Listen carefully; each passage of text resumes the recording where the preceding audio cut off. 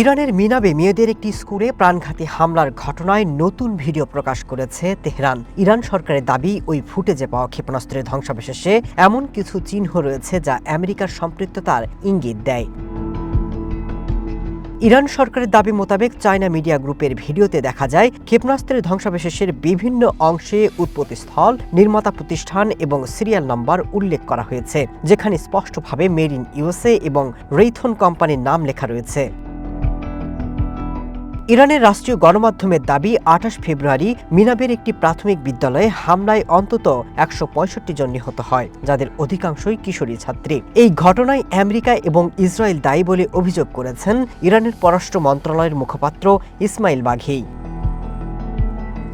Reuters জানিয়েছে, পুরনো গোয়েন্দা তথ্য ব্যবহার করা অর্থাৎ ভুল তথ্যের ভিত্তিতেই ইরানের মিনাবে মেয়েদের স্কুলে হামলা চালায় আমেরিকা, যার ফলে লক্ষ্যবস্তু নির্ধারণে ভুল হয়। দুটি সূত্র রয়টার্সকে এমনই জানিয়েছে।